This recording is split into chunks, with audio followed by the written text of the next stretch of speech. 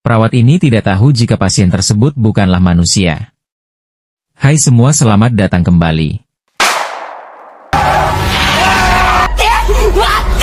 Lembayung adalah klinik angker yang bersemayam arwah penasaran dokter cantik spesialis kandungan. Di klinik ini banyak terjadi pelecehan seksual dan hilangnya gadis-gadis tanpa jejak.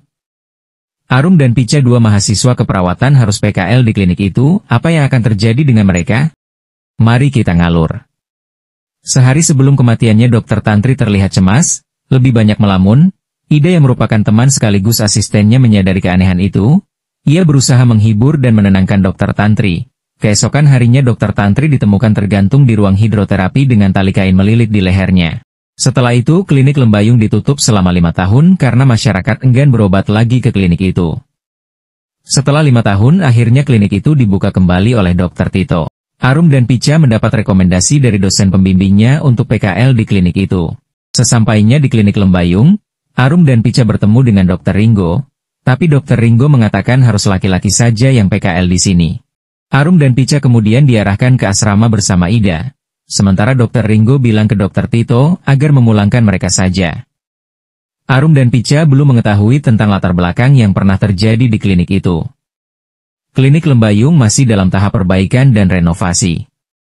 Beruntung Dokter Tito dengan baik hati menerima Arum dan Pica PKL di klinik itu karena memang membutuhkan banyak tenaga. Siang itu klinik Lembayung membuka cek kesehatan masyarakat gratis. Sekaligus Dokter Tito promosi tentang kliniknya yang sudah mulai beroperasi kembali dengan lebih baik. Dokter Tito menitipkan Arum dan Pica yang kala itu ikut serta pelayanan kesehatan gratis untuk pulang bersama Dokter Ringo. Namun rupanya Dimas, pacar Arum, datang ke tempat pelayanan. Arum pulang bersama Dimas. Di suatu tempat, Dimas melepas rindu dengan Arum. Dimas bilang kita sudah pernah melakukannya sebelumnya. Tidak ada masalah kalau kita melakukan lagi. Arum marah dan langsung, Dimas, aku serius Arum, aku tanggung jawab, kata Dimas. Tapi kenyataannya Dimas meminta Arum untuk tidak melanjutkan kandungannya. Lihat sekarang laki Arum meluapkan kekesalannya itu ke Dimas dengan berderai air mata. Pantas Arum kelihatan cemas, banyak pikiran dan stres saat pertama kali datang PKL. Itu karena Arum diam-diam hamil. Arum melakukan aktivitas PKL-nya seperti biasa. Praktek bersama dengan Dokter Tito spesialis gigi. Tiba-tiba datang sesosok wanita misterius, padahal Arum yakin sudah tak ada lagi pasien saat itu. Pica yang kala itu menyambangi ruangan Arum untuk sekedar mengobrol langsung meninggalkan Arum sendirian saat melihat pasien misterius itu. Arum melayani layaknya pasien pada umumnya, perempuan misterius itu malah tersenyum lebar menambah horor dan mencekam. Arum mulai membersihkan gigi pasien itu, namun tangan perempuan itu malah mengelus-elus perut Arum. Seketika Arum dibuat kaget oleh perempuan itu dan listrik langsung ikut padam. Arum menghidupkan lampunya dan berusaha mencari stop kontak. Meski Arum ketakutan karena teror horor dari perempuan itu hingga Arum jatuh bangun, tapi Arum berhasil menghidupkan lampu di ruangan itu. Kemudian Arum memutar badannya dan secepat kilat perempuan misterius itu sudah nangkring di pundak Arum dan meremas muka Arum. Arum terjatuh dan berteriak. Kemudian datang Dokter Tito mendengar teriakan Arum. Scene berpindah. Heru, pegawai klinik Lembayung, meninggal kecelakaan lalu lintas. Kondisinya sangat mengenaskan, tercocol kawat besi bangunan mukanya hingga susah dikenali. Heru dibuat gagal fokus oleh sosok perempuan misterius yang berdiri di jalan membuat konsentrasinya buyar. Heru adalah sosok yang sedikit nakal. Heru pernah melecehkan Arum dengan memegang pinggul bagian bawah Arum. Arum sempat menyumpahinya meninggal, dan kejadian. Giliran Mang Moming yang dihabisi oleh sosok wanita misterius itu, jenazahnya tak kalah mengenaskan dari Heru. Mang Moming dicabik-cabik badannya dengan mesin cabik oleh sosok wanita misterius itu. Rupanya Mang Moming dan Heru adalah dua orang yang menggantung tubuh almarhum Dokter Tantri di ruang hipnoterapi, dan perempuan misterius itu adalah arwah almarhum Dokter Tantri yang sedang menuntut balas. Kematian dan hal-hal mistis, pelecehan yang Arum alami membuatnya semakin tak betah PKL di klinik Lembayung dan memutuskan untuk berhenti PKL. Arum sangat tertekan, tapi Pica masih ingin melanjutkan PKL karena tak ingin mengecewakan orang tuanya. Arwah almarhum Dokter Tantri mendatangi Arum saat Arum tertidur. Dengan lidah panjang dan merangkak, menjilat dan menindih tubuh Arum, hingga membuat Arum ketindihan tak dapat menggerakkan badannya. Beruntung Pica membangunkan Arum. Arum semakin cemas dan ketakutan. Tak lama pintu kamar mereka diketok, orang tersebut memberi kabar Mang Moming meninggal dunia. Pica mulai curiga dengan klinik itu. Kenapa banyak kejadian-kejadian tak masuk akal, kematian yang misterius, horor? Pica mulai mencari tahu siapa pemilik klinik Lembayung di internet. Namun yang Pica temukan banyak foto-foto Dr. Tito. Scene berpindah. Arum yang merasa tertekan dengan keadaannya mencoba bercerita dengan Pica tentang pelecehan yang ia terima. Sebelumnya Arum lebih dulu bercerita dengan Dimas, tapi Dimas malah menghina Arum dengan perkataan murahan. Setelah itu Dimas pergi. Di tengah perjalanan Dimas bertemu dengan arwah Dr. Tantri. Dimas pikir wanita cantik yang berdiri di pinggir jalan itu adalah manusia. Dengan baik hati Dimas berniat mengantarnya pulang. Kembali ke Arum dan Pica. Saat mereka sedang bercerita, HP Pica berdering dari ibu Dimas yang memberi kabar Dimas kecelakaan dan dirawat di rumah sakit. Di sini kenapa Pica tampak akrab dengan ibu Dimas? Apakah mereka memiliki hubungan? Dimas kecelakaan karena motornya masuk ke dalam jurang, di mana arwah Dr. Tantri telah mengelabui penglihatan Dimas. Sesampainya di rumah sakit, Arum tercengang melihat ibu Dimas sangat akrab dengan Pica. Arum kemudian bertanya, ada hubungan apa kamu dengan Dimas?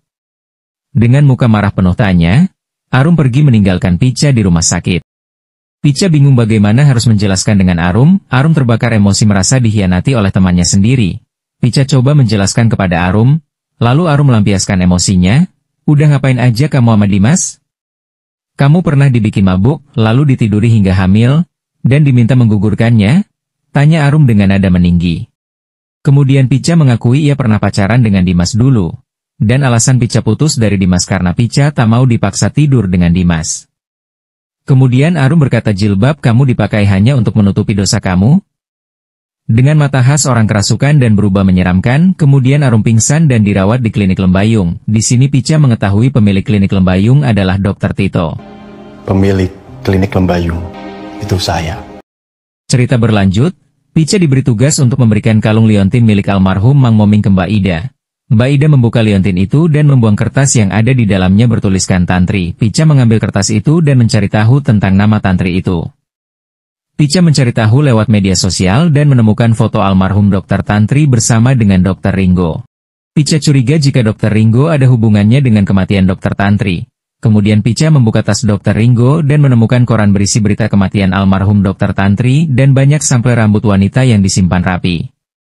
Pica mengungkapkan kecurigaan itu kepada Dr. Tito. Dr. Tito membenarkan jika Dr. Tantri mengakhiri hidupnya di klinik itu dan semenjak itu klinik tutup. Kemudian Dr. Tito dan Pica membawa Arum pindah ruangan agar Dr. Ringo tak dapat menemukan Arum. Pica dengan sabar merawat Arum yang belum juga sadar. Pica mengajikan Arum, kemudian Arum terbangun dalam mimpinya. Ia melihat seorang wanita sedang menggali tanah dengan tangannya. Kemudian Arum melihat Mbak Ida sedang menenangkan almarhum Dr. Tantri yang bersedih.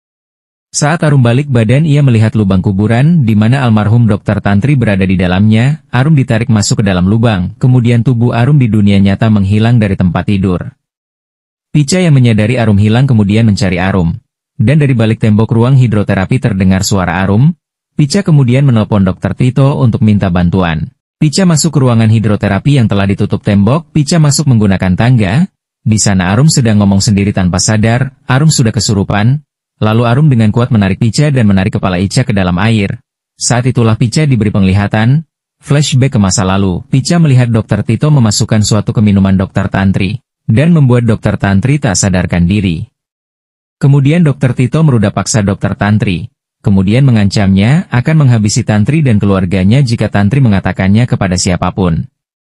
Naas Tantri saat itu mencoba menghubungi seseorang dan ketahuan oleh Dr. Tito. Kemudian Dr. Tito menarik rambut Dr. Tantri dan mencelupkannya ke dalam bak hidroterapi.